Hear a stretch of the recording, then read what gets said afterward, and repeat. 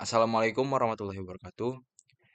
Yang saya hormati asisten praktikum mata kuliah proyek MPS ITI, Bang Hafiz dan juga Mbak Ella. Pada kesempatan kali ini, saya Muhammad Salman Farizi dengan NPM G1F02202407 selaku proyek manajer dari proyek pembangunan sistem informasi penilaian pemenuhan capaian pembelajaran lulusan akan mempresentasikan proyek yang saya buat, yang saya kelola menggunakan Microsoft Project. Sebelum saya lanjut ke penjelasan proyeknya, saya akan terlebih dahulu memperkenalkan proyek yang saya kembangkan bersama tim saya. Jadi saat ini penilaian pencapaian CPL dilakukan secara manual. Hal ini memakan waktu yang dan kurang efisien serta rawan akan kesalahan pencatatan. Jadi di sini latar belakangnya karena juga program studi sistem informasi di Universitas Bengkulu itu sudah menerapkan kurikulum baru, itu kurikulum OBE, sehingga sistem penilaian untuk pemenuhan capaian pembelajaran lulusannya itu dibutuhkan dalam kurikulum yang terbaru ini. Tujuan proyek ini yang pertama untuk mengotomasi proses penilaian CPL, terus yang kedua mempermudah analisis pencapaian CPL mahasiswa, dan yang terakhir itu untuk memberikan laporan yang akurat serta real time terkait penilaian capaian pembelajaran lulusan ini. Urgensi sistem ini eh, karena sistem ini akan meningkatkan efisiensi kerja dosen dan operator serta kualitas data untuk mempermudah akreditasi program studi kita yang sedang gencar dilakukan. Tuh, selanjutnya saya akan menjelaskan work breakdown structure dari proyek ini. Di sini saya ada beberapa task yang nanti bakal ada subtasknya mas setiap task itu.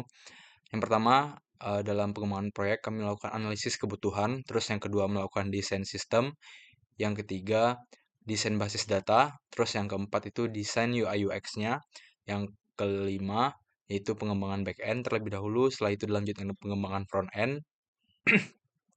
Selanjutnya dilanjutkan lagi dengan integrasi dan pengujian dari hasil pengembangan tersebut. Selanjutnya dilakukan juga lagi pengujian terhadap penerimaan pengguna, dokumentasi serta penerapan sistem dan pelatihannya. Baik, selanjutnya kita akan langsung masuk ke Microsoft Project yang telah saya buat untuk menjelaskan lebih lanjut terkait work breakdown structure ini. Jadi di sini bisa dilihat dari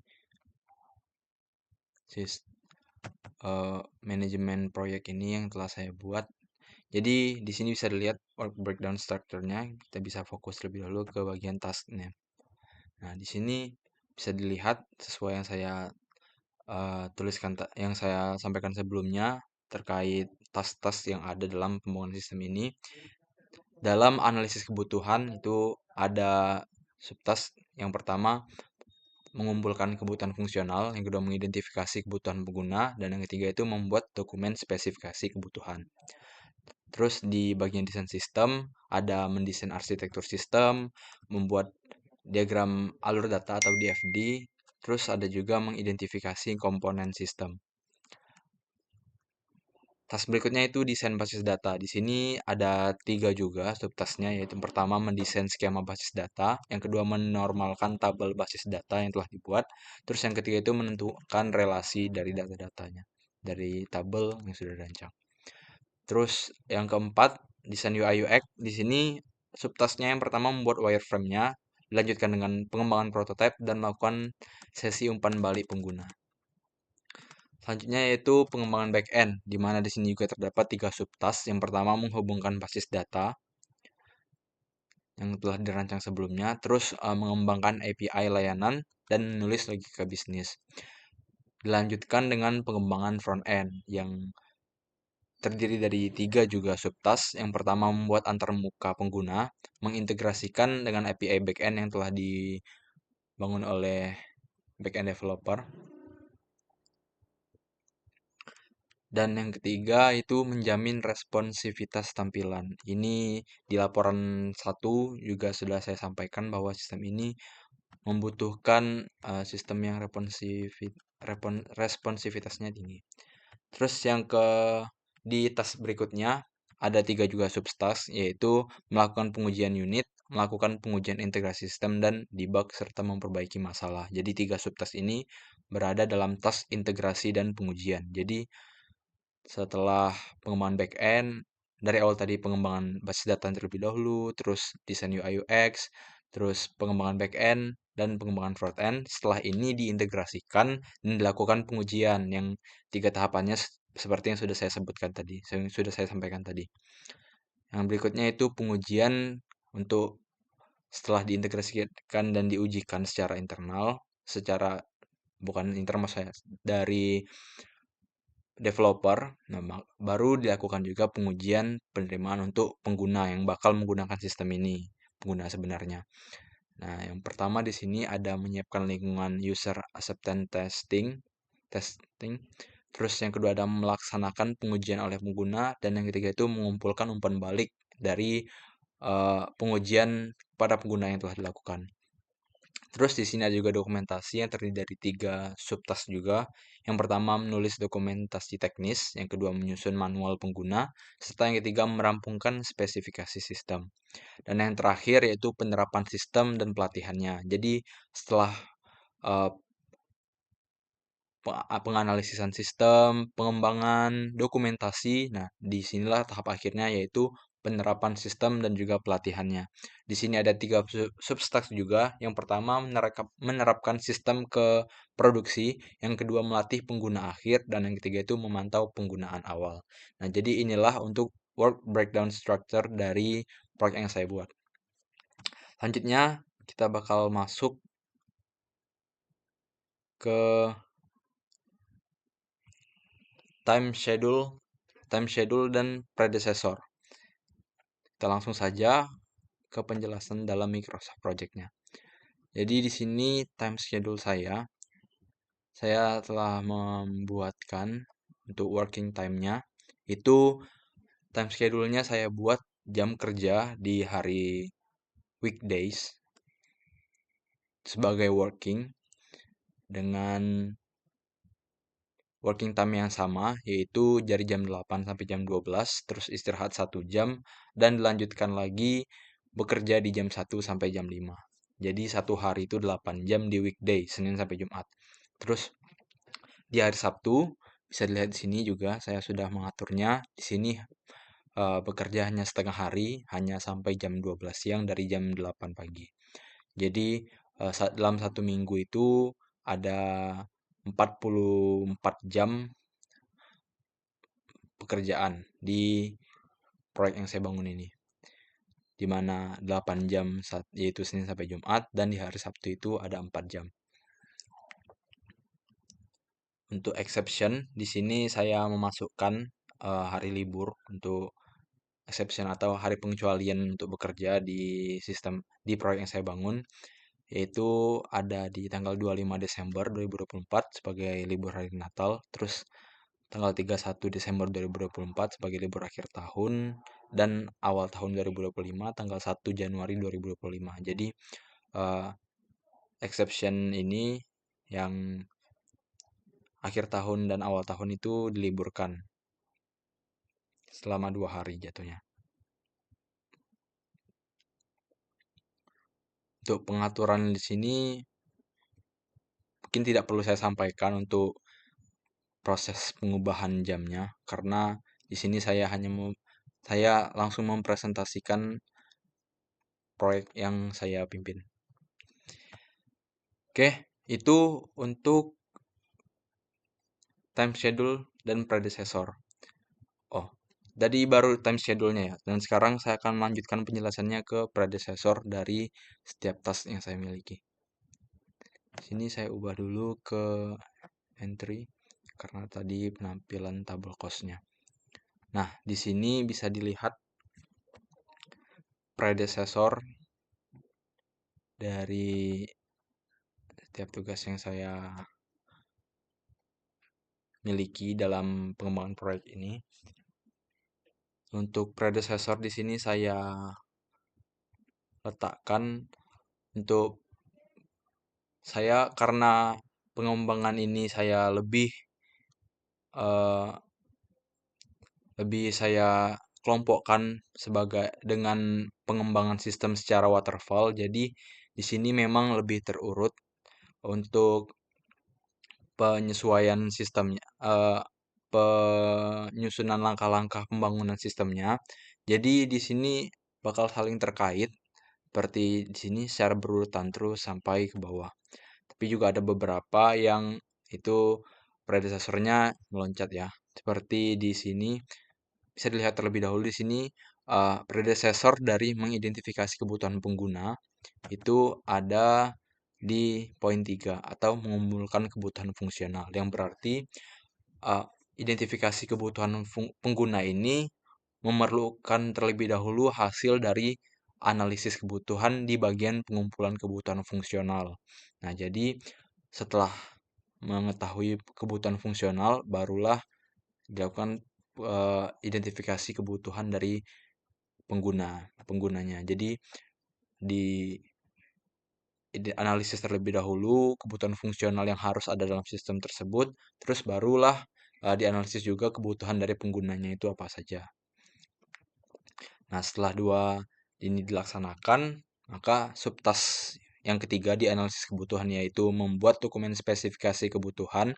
Ini predecessornya dua ini. Nah, jadi setelah yang saya sampaikan tadi, setelah dilakukan analisis kebutuhan fungsional dan juga dilakukan analisis kebutuhan penggunanya, maka dibuatlah sebuah dokumen spesifikasi kebutuhan dari sistem informasi penilaian pemenuhan capaian pembelajaran lulusan ini. Terus berikut di predecessor tas berikutnya juga hampir sama. Jadi untuk mendesain arsitektur sistem ini diperlukan uh, dokumen spesifikasi yang terletak di poin 5 di sini. Jadi kan di sini bisa dilihat predecessornya yaitu 5. Berarti 5 itu di ini. Membuat dokumen spesifikasi kebutuhan. Nah, di sini membuat diagram alur data atau DFD. Nah, DFD-nya ini bakal bisa dibuat setelah desain arsitektur sistemnya juga sudah dilakukan, maka DFD baru bisa dibuat. Jadi runtutan pembangunan sistem saya ini seperti itu, lebih hampir bisa dibilang waterfall tapi tidak tidak bisa dikatakan waterfall sepenuhnya. Karena saya juga masih melakukan metode seperti prototyping yang memerlukan umpan balik dalam pembangunan sistem ini. Tapi hampir secara keseluruhan ini dalam metode waterfall. Nah, begitu juga dengan predecessor task yang lainnya. Mungkin di sini bisa ada yang sedikit jauh jaraknya, mungkin bisa dilihat di sini. Nah, di sini membuat wireframe.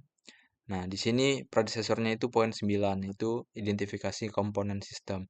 Nah, wireframe ini dalam pendesain UI UX-nya membutuhkan komponen sistem yang telah diidentifikasi dalam tahap desain sistemnya. Seperti itu. Mungkin cukup penjelasan predecessor dari saya. Bisa dilihat juga di sini, uh, bisa dilihat langsung di sini karena hampir semuanya itu berurutan sesuai bagian atasnya. Jadi setelah tugas atasnya selesai, tugas di bawahnya baru bisa dilanjutkan. Predecessor saya semuanya itu finish to start. Di sini finish to start, dan untuk optimasinya nanti saya akan lanjutkan penjelasannya di part selanjutnya dalam sesuai PowerPoint yang akan saya sampaikan. Mungkin sekian untuk penjelasan time schedule dan predecessor saya. Saya lanjutkan ke penjelasan resource. Nah, jadi di sini resource itu adalah sumber daya, segala hal yang menjadi sumber daya dari pembangunan sistem. Nah, di sini resource dari pembangunan sistem informasi penilaian pemenuhan capaian pembelajaran lulusan ini bisa kita lihat. Saya akan menampilkan terlebih dahulu resource sheet-nya. Bisa dilihat di sini resource saya terdiri dari 3 tipe. Ada yang tipe work atau bisa dibilang dalam mudahnya itu orang atau pekerja. Terus di sini juga ada material Material ini resource yang berbentuk benda. Terus di sini juga ada cost, yaitu biaya perjalanan dan juga biaya lain-lain. Di sini project manager steady rate-nya 350.000, dan untuk ini karena dalam perintah laporan juga steady rate diminta untuk dibuat per hari dan OVT rate-nya itu dibuat per jam atau per hour. Jadi di sini bisa dilihat project manager per harinya itu 350.000. Jadi 350.000 itu per 8 jam. Untuk OVT rate-nya atau over pembayaran yang melewati waktu kerja normal itu di 87.500 per jam. Terus di sini juga saya juga memiliki resource UI UX designer. Steady rate-nya 300.000 per hari. Terus OVT rate-nya 75.000. Ada front end developer dengan 325.000 untuk steady rate-nya dan OVT rate-nya 81.250. Back end developer sama seperti project manager karena ini tugasnya lumayan beratnya, 350.000 per hari dan 87.500 per jamnya. Mungkin bisa dilihat saja di sini tampilannya untuk resource yang ada dalam sistem saya. Oke, baiklah, saya akan melanjutkan penjelasannya. Selanjutnya saya akan menjelaskan terkait optimasi proyek. Jadi optimasi proyek adalah proses sistematis untuk meningkatkan efisiensi dan efektivitas pelaksanaan proyek dengan mengalokasikan sumber daya secara optimal, meminimalkan biaya, memaksimalkan kualitas, serta mengurangi waktu penyelesaian. Jadi optimasi proyek ini tujuan utamanya untuk efisiensi dan efektivitas. Jadi bisa dilihat di sini dari proyek yang saya kembangkan. Optimasi proyek yang saya lakukan di sini saya karena ini merupakan hasil yang sudah jadi sebelumnya itu saya selalu melakukan pengubahan-pengubahan di setiap jadwal, waktu mulai, waktu selesai, resource di proyek saya ini. Mungkin saya akan jelaskan beberapa saja optimasi yang saya lakukan. Jadi untuk efisiensi, misal di sini saya melakukan penambahan untuk resource-nya. Ini disebut sebagai optimasi karena misalnya dilihat di sini ada front end developer yang awalnya saya hanya bikin 100%, tapi karena mengingat waktunya yang hanya tidak sampai 3 hari, maka saya tambahkan front end developernya itu menjadi 200% atau 2 orang. Jadi di sini saya membuat dalam subtask membuat antarmuka pengguna itu yang dilakukan hanya 3 hari, saya mengerahkan 2 front end developer di dalamnya. Di sini juga front end developer saya tingkatkan karena mengingat waktunya itu dalam pengembangan front end itu hanya 10 hari. Jadi untuk memastikan kualitasnya baik dan juga untuk mencapai itu dalam waktu yang singkat ini 10 hari, maka saya menambahkan sumber daya atau resource-nya yang berupa yang tipe Word, yaitu front end developer di sini sebanyak 200% atau menjadi 2 orang. Untuk yang menjamin responsivitas tampilan di sini tidak saya tingkatkan karena menurut saya cukup menggunakan 1 front end developer saja. Itu adalah bentuk optimasi dengan penambahan resource. Sini juga ada saya bentuk optimasi dengan menambahkan lead time. Jadi di sini dalam lead time saya melakukan lead time sebanyak 1 hari dari melakukan sesi umpan balik pengguna. Jadi setelah pengembangan prototipe dilakukan, sesi umpan balik pengguna ini bisa disegerakan dilakukan karena nanti ini juga bakal balik lagi ke prototipenya lagi. Jadi seperti itu. Jadi di sini karena waktunya itu kan pengembangan prototipe 3,5 hari dan sesi umpan balik pengguna itu 3 hari. Nah, jadi dalam pengembangan prototype ini saya tambahkan lead time sebanyak 1 hari untuk efisiensi waktu untuk mendapatkan umpan balik pengguna secepat mungkin sebelum dilakukan eh, pembuatan antarmuka pengguna di sini. Karena antar pembuatan antarmuka pengguna dalam pengembangan front end ini membutuhkan eh, task pengembangan prototype, di mana kita tahu sendiri metode prototyping itu eh, hal yang diperlukan dilakukan dengan cepat karena dia membuat, direvisi, diperbaiki, diuji lagi atau umpan balik, terus diperbaiki lagi seperti itu terus. Jadi di sini saya menambahkan lead time.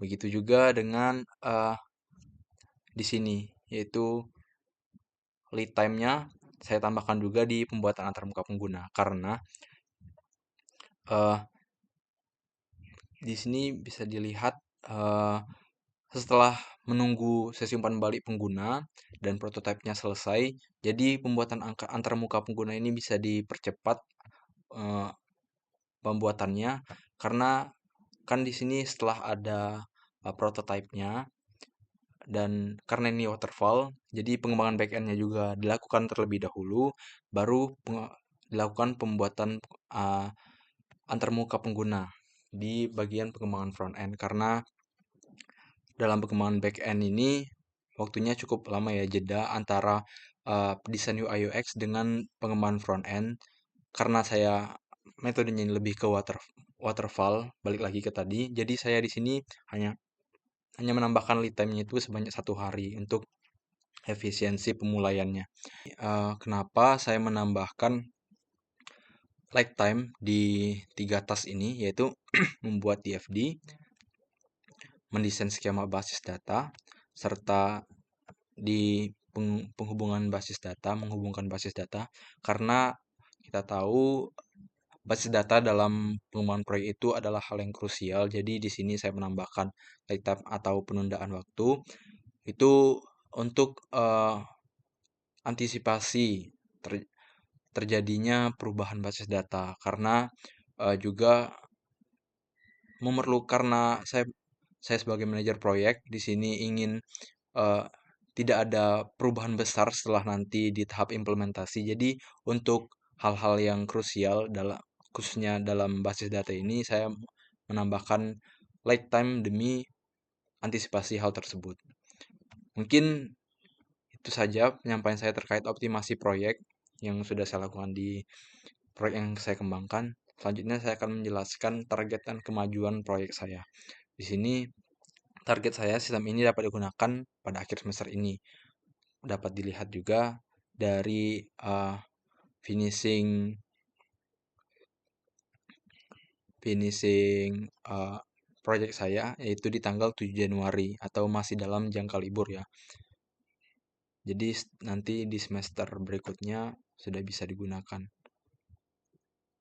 Jadi nilai dari semester ini diinputkan di awal semester nanti. Jadi sudah bisa digunakan.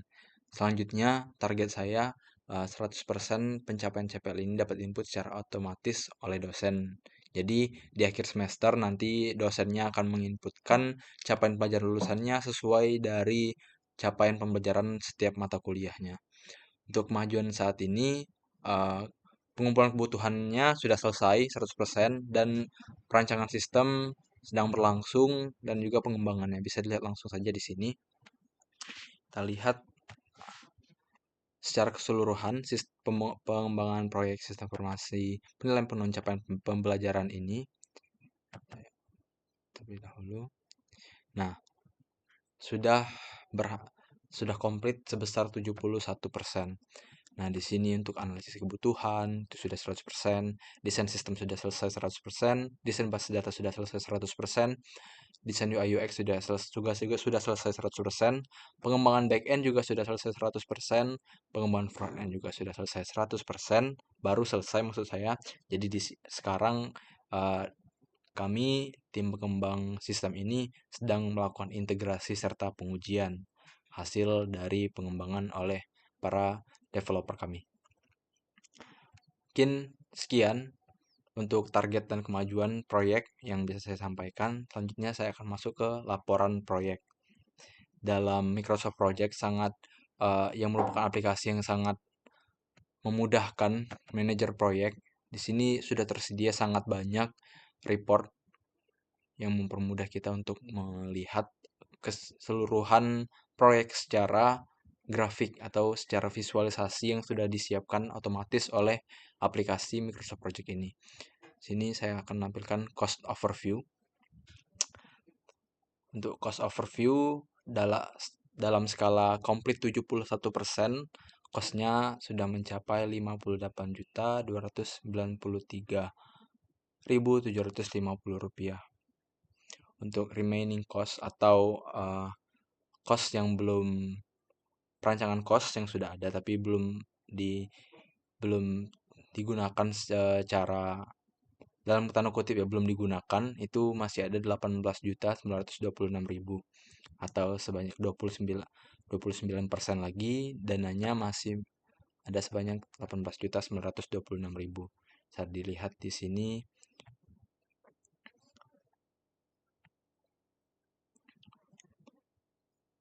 bisa dilihat aktual cost-nya.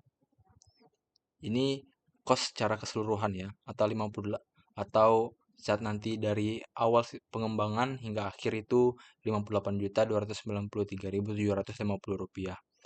Nah, untuk aktual cost sebanyak komplit 71% ini sudah menggunakan biaya sebesar 39.367.500 rupiah dari 58 juta ini. Nah, sisanya untuk komplit 100% pengembangan sistem ini sebanyak 29% lagi itu masih memiliki cost sebanyak 18.926.250 rupiah. Untuk baseline cost-nya ini karena mungkin ini salah satu bisa saya kelompokkan sebagai kelebihan dalam menggunakan metode waterfall dalam pengembangan sistem.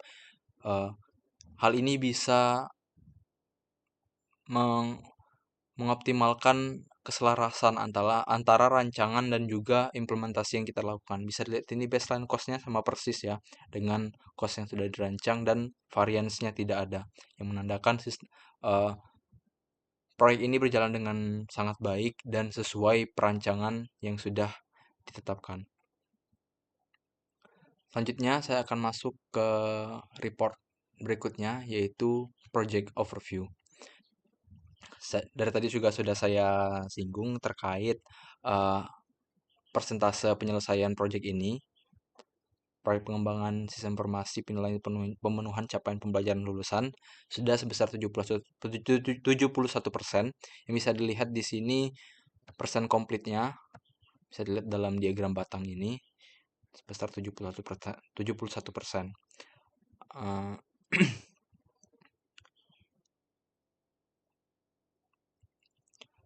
Selanjutnya saya bakal jelaskan report berikutnya di dashboard. Itu ada work overview. Untuk work overview di sini kita bisa lihat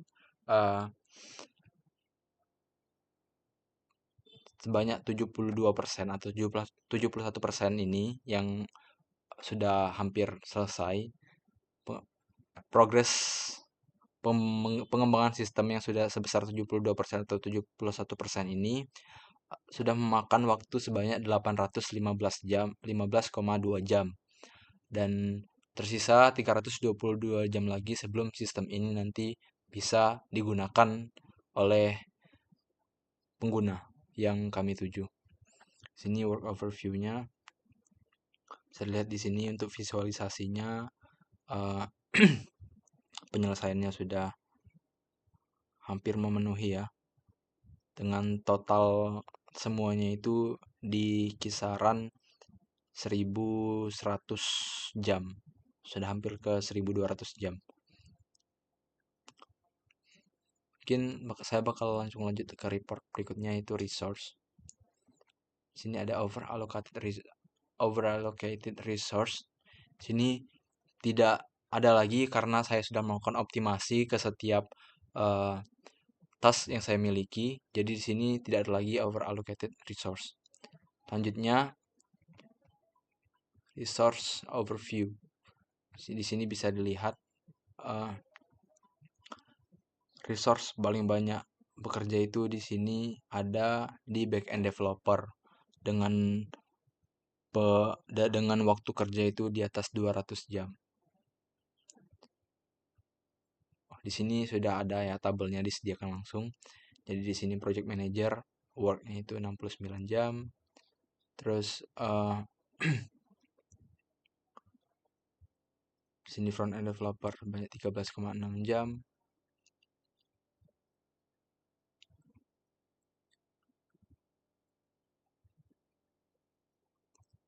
Jadi di sini remaining work ini maksudnya adalah pekerjaan banyak waktu yang belum dilakukan oleh resource ini. Jadi project manager ini masih memiliki 69 jam lagi jam kerja dalam pengembangan proyek ini. Untuk UI UX designer ini sudah selesai karena dia sudah di tahap awal ya. Tadi karena sudah selesai 100%, maka UI UX designer sudah menyelesaikan tugasnya di dalam sistem ini. Terus yang juga sudah selesai lagi ada database spesialis. Database sudah sangat di awal ya. Dan juga sistem arsitek yang juga merancang tadi eh, eh, penge- apa merancang tadi sistemnya di bagian desain sistem ini, desain arsitektur sistem. Ini juga yang resource-nya itu ada sistem arsitek yang jam kerjanya sudah tidak ada lagi di sistem yang saya bangun ini karena sudah selesai.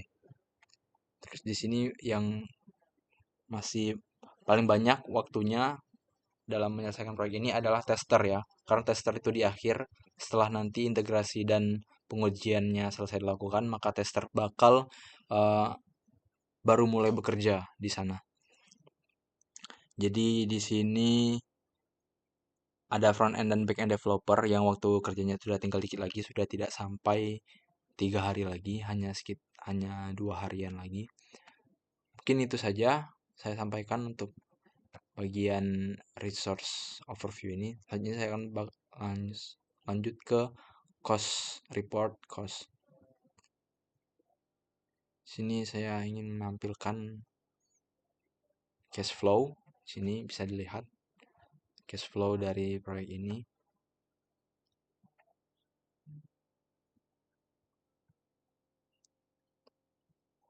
Selanjutnya cost overruns di sini tidak ada.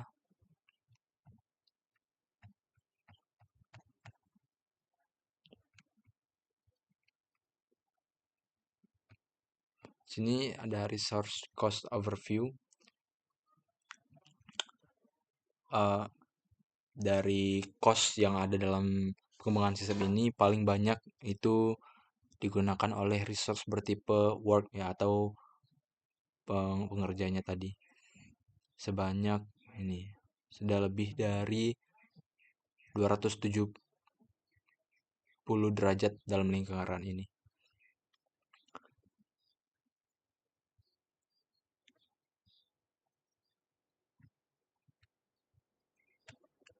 Kita lihat juga di sini eh, di diagram ini project manager juga memiliki type materialnya untuk pengerjaan dan juga dengan resource lainnya. Saya lanjutkan ke task cost overview. Jadi di sini cost distribusi biayanya sudah masuk ke status yang sudah selesai atau komplit itu sebanyak 47 juta. 40 juta. Uh, Tas yang akan datang yang akan dikerjakan itu memiliki costnya sebesar 16 juta, 16,7 juta dan yang sedang berjalan itu 1,5 juta. Mungkin cukup di cost. Nah, kita melihat ke critical task in progress. Ini tampilannya.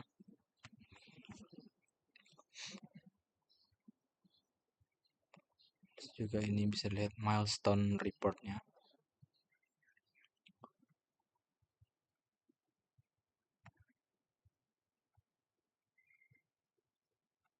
Ini dikit lagi bakal menyesuaikan karena belum terlalu selesai.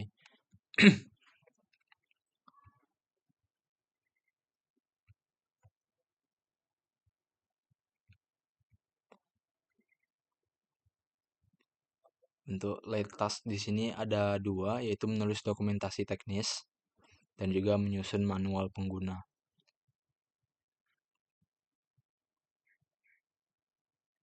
Ini kenapa telat? Karena di sini ini merupakan bagian dari dokumentasi, yang mana dokumentasi itu memang dilakukan dari awal hingga akhir. Jadi penyesuaian dokumentasi itu memang bakal dilakukan di akhir, walaupun memang dilakukan juga di awal, kar- karena dokumentasi itu dilakukan sepanjang pengembangan. Jadi maka itulah di sini dia masuk ke late task atau tugas yang terlambat.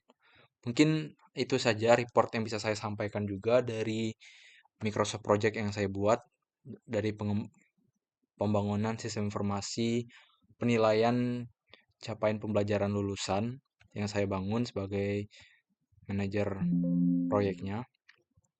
Di sini eh, sudah selesai juga presentasi dari sistem yang saya bangun ini. Saya Muhammad Ismail Farizi sebagai Project Manager Proyek Pembangunan Sistem Informasi Penilaian Pemenuhan Capaian Pembelajaran Lulusan ini mengucapkan terima kasih banyak atas perhatian asisten praktikum itu Bang Hafiz dan Mbak Ella. Saya mengucapkan terima kasih banyak atas pengertiannya juga selama ini, atas pengajaran yang telah dilakukan selama 1 semester ini, dan juga eh, saya ingin mengucapkan terima kasih sekali lagi atas semua yang telah diberikan kepada kami. Semoga ini semua bisa menjadi ilmu yang bermanfaat untuk kami ke depannya. Mungkin itu saja yang bisa saya sampaikan. Saya Muhammad Salman Farizi dengan NPM G1F 022-047.